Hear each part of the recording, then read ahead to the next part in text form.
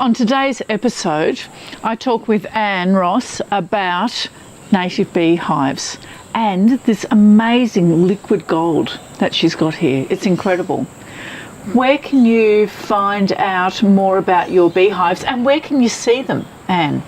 Well, hivehaven.com.au and here on the Sunshine Coast you can publicly visit our hives at the Australia Zoo Wildlife Hospital, Mullaney Dairies, the University of the Sunshine Coast, the Innovation Centre in their butterfly garden, very accessible there.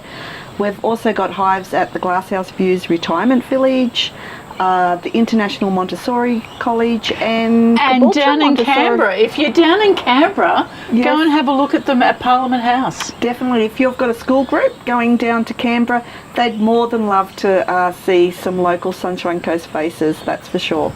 Stay right to the end. It's incredible. Ann and her husband Geoff have just done the most amazing work and have incredible tenacity to develop this product. I know that you're going to love it.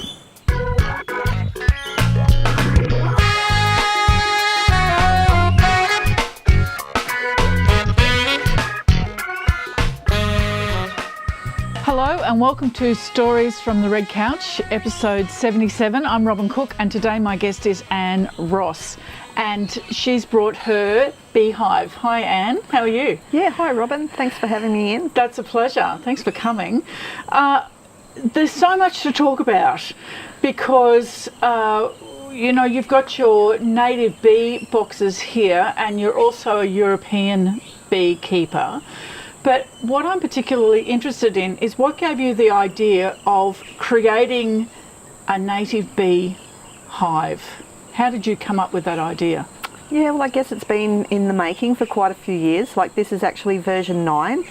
We were dabbling in with the European honeybees for a few years, and I started to hear about all the really great things that can be made from native bee products. Okay.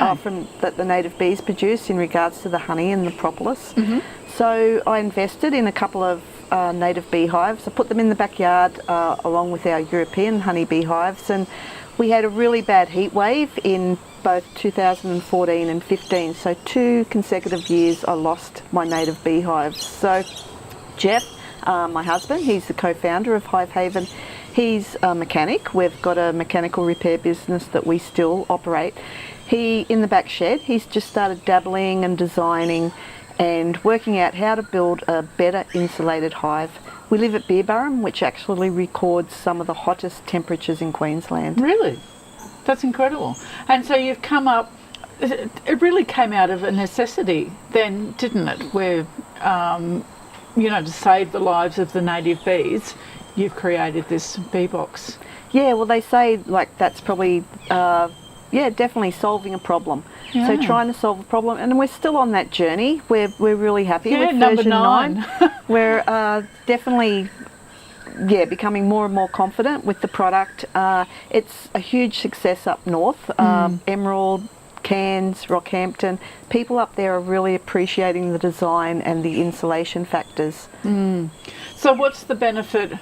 I'm picturing native bees and they're living in trees and hollow logs on the ground, and I know that because I had them at our school, people are wanting to introduce native bees into their backyards and into their schools and so forth. What's the benefit of putting them into something like this as opposed to a hollow log? Well, I guess if you've got a colony of native bees in your hollow log, you know, if they're in a nice, cool, safe environment, definitely leave them there because that is the best environment. We find the advantage of this is the regulated temperature. Once we put the insulation in the insulation cavity, we find that it maintains a really good temperature. We've been data logging now and that's extensively. In that top part here, isn't it? Is that right? Or no, is it in there? Yeah, the insulation, we've got a 70mm hollow insulation cavity here, which we can either fill with a liquid or a soft solid. So it's a huge industry shift that's never been done before, and we can see the same application eventually will lend itself to the European bee industry and the Langcross hives. Like, we're finding people from probably Rockhampton upwards are having to now cover their European honeybee hives. So globally, global warming, yeah, the bees are under a lot of stress. They are, aren't they?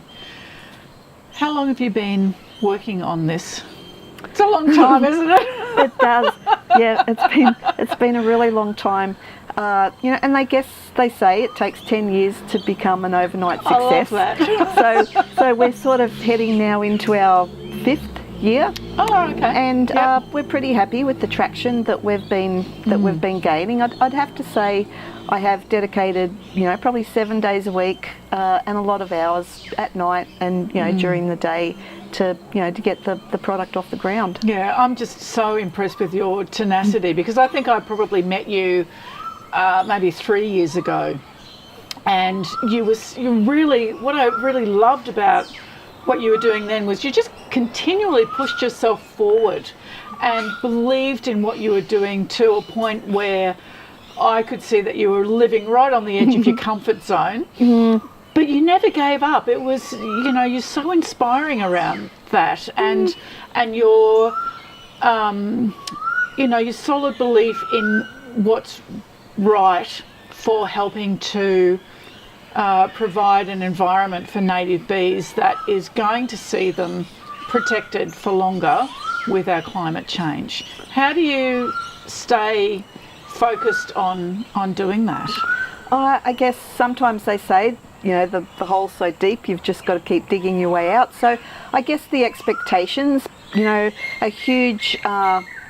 huge amount of people were sort of expecting, they're going, we can't wait to buy one of these bee boxes. And even today, we've got over 200 people on our waiting list waiting to buy a box with bees. Yes. We can supply empty boxes, but, a box with bees. So I guess that's what spurred us on. I would have been terribly embarrassed if I, put my hand up suddenly and said, sorry guys, I can't deliver. So expectations and wanting to solve the problem. I can see in the future this being applied to, possum boxes and just a lot of different things in the environment. Heat change, weather patterns. Yeah, we're having animals now drop out of trees in heat waves. I know, the bats that kind of thing. It's appalling, isn't it? Yeah. Can you tell me what some of the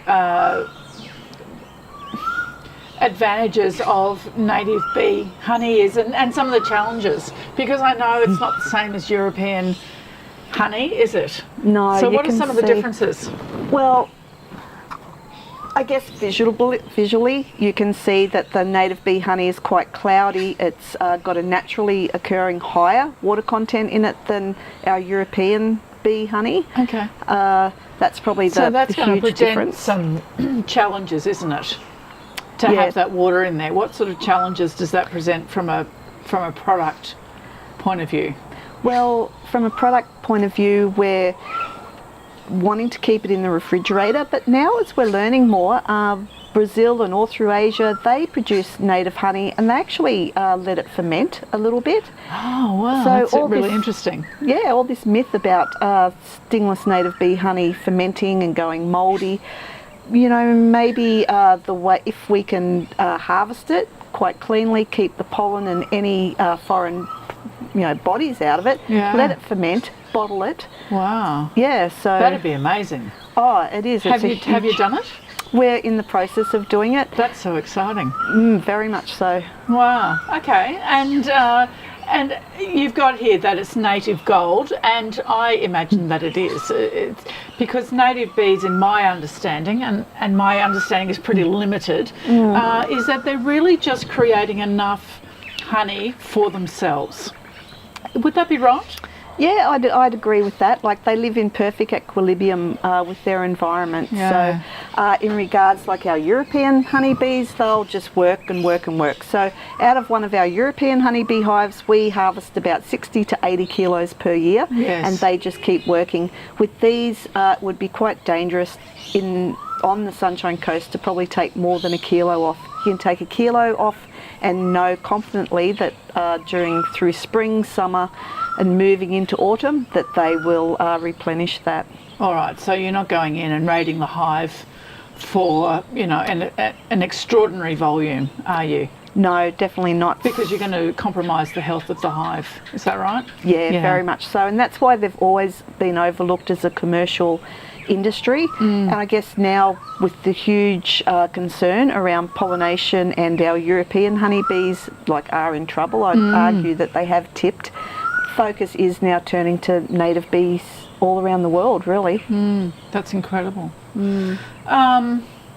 What sort of uses would you have for the native? I mean, you're not going to spread it on your toast or things like that, are you? No. Well, probably first up, it tastes absolutely divine on vanilla ice cream or on a scone with cream, anything with just cream. Like a drizzle. Yeah, just a drizzle's very, very nice. The Aboriginals and Torres Strait Islanders, they've used native honey and forever. Yeah, forever. Of course they have. Yeah, absolutely. And it's another one of those things where when we're so fortunate that we have so much food, we have an abundance of food, that we lose sight of moderation and the concept of enough, don't we? So with this sort of product, you're really thinking of moderation and enough. Yeah, moderation and respect. Yes. I think only take what you need and respect it. And I think moderation, is a definite key thing as we move forward and looking at all our, food sources. Yeah, absolutely. Because this wasn't your business to start with. You weren't beekeepers, were you? No. So where has it led you that you had no idea it would lead you to? Well, I guess it correlates with, I went to uni as a mature age student and was doing a business degree. I did some entrepreneurial subjects. So that was sort of a journey I was on, and then we got into the beekeeping, started meeting a whole new array of people. The Food and Agricultural Network here on the Sunshine Coast, FAN.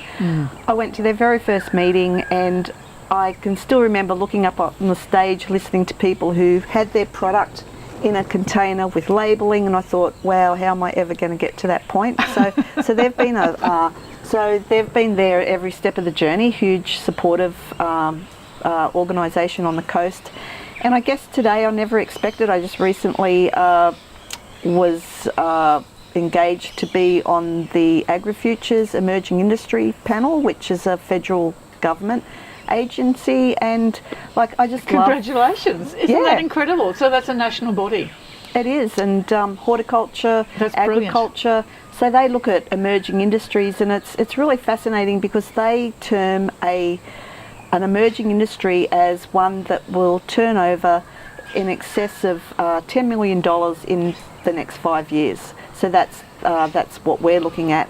And when I started understanding that a little bit better, and I thought, wow, the Australian native bee industry is still very small, still very cottage industry, but at the same time it just has enormous potential. Absolutely. And so you've had so much experience in emerging, haven't you? So you're going to be a perfect fit. I can really reading a lot of the applications, I can understand where they're coming from and feel their pain. Offer some advice. Maybe, possibly down the track. And in saying that, there's a lot of the industries that are years ahead of the Australian stingless native bee industry. So I'm sort of slotting in there in the middle. But I think native bee farming, wonderful industry for the Sunshine Coast to really embrace and look at, and possibly safeguard our pollination for the future. Whereabouts have you got the bee boxes now? Where are they? Well, here on the Sunshine Coast Innovation Centre, they've been a wonderful support. Mark and his team there have really, a few times, they've propped us up and said, keep going. There's one on campus at USC, the QUT University. They've been absolutely wonderful, I'd have to say. Retirement villages, schools, glasshouse Views Retirement Village. Oh yeah. Yeah, they're wonderful. The residents there installed it for us. They built the concrete slab. They put the hive right down the back, and it's really nice to see the residents wander down there and visit. But probably our huge and latest achievement was to install one at Australian Parliament House. So that's fantastic, isn't it? Oh, it is. Yeah. Canberra. We put the hives in the back of the car, drove down there, installed it, and I'd really have to say that hive is just powering on down there. Isn't that fantastic? Yeah. So with the native stingless bees, are they right across the country, or are they more in the warmer areas? The second, they're more in the warmer areas. Yeah. So probably from about Sydney, the rule of thumb is that people do keep them, but you wouldn't harvest any honey at all. So as you move up, like the honey is harvestable. So on the Sunshine Coast with our diverse crops and whatever, it is a good match. But we've come under a bit of criticism installing a hive in Canberra. But as now we're finding out that there is actually quite a few people keeping native bees in Canberra. And it's really not about harvesting the honey, is it? Because it's not always all about us.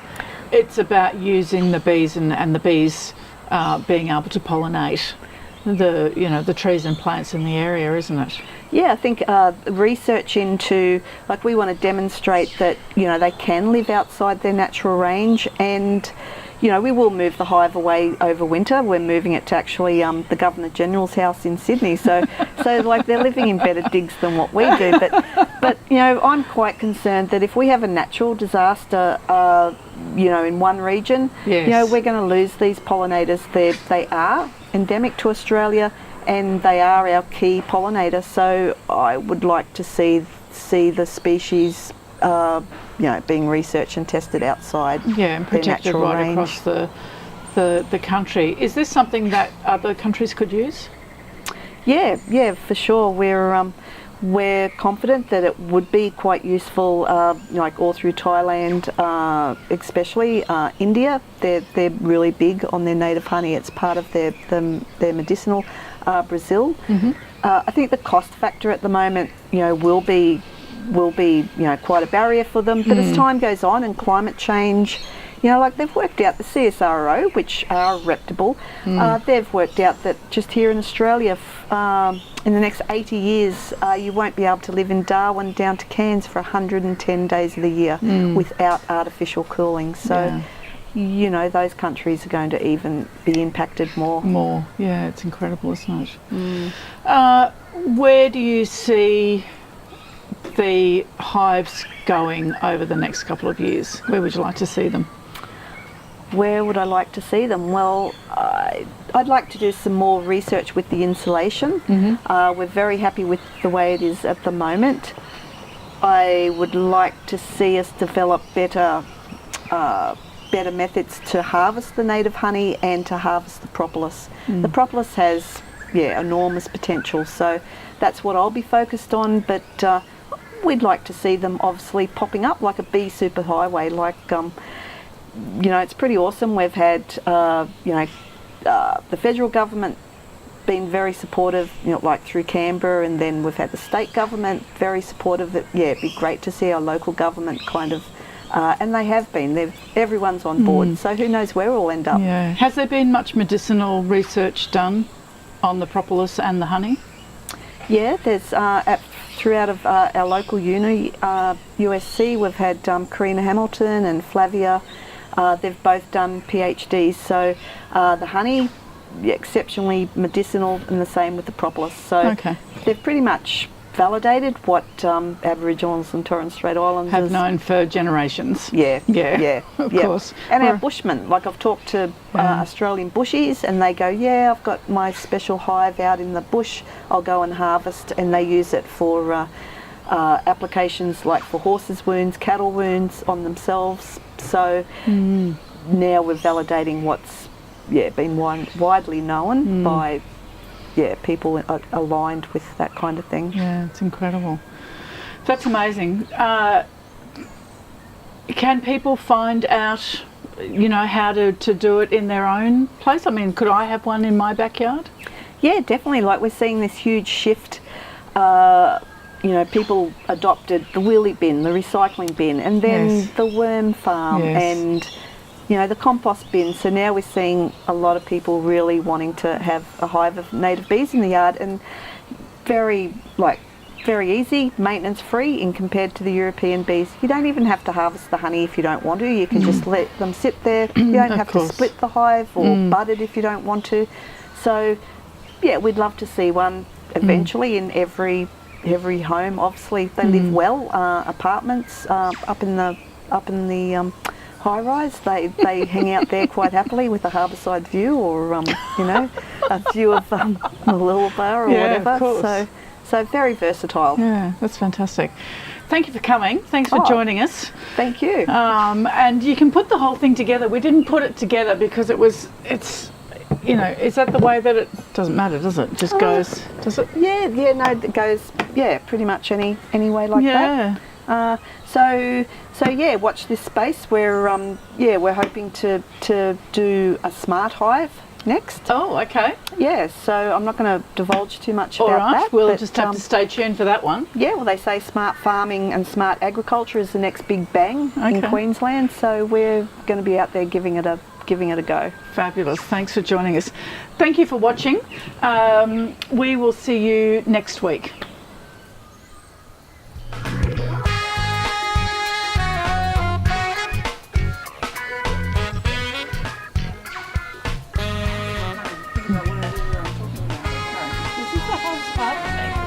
Okay. Well, it's good to see you under the pressure a bit.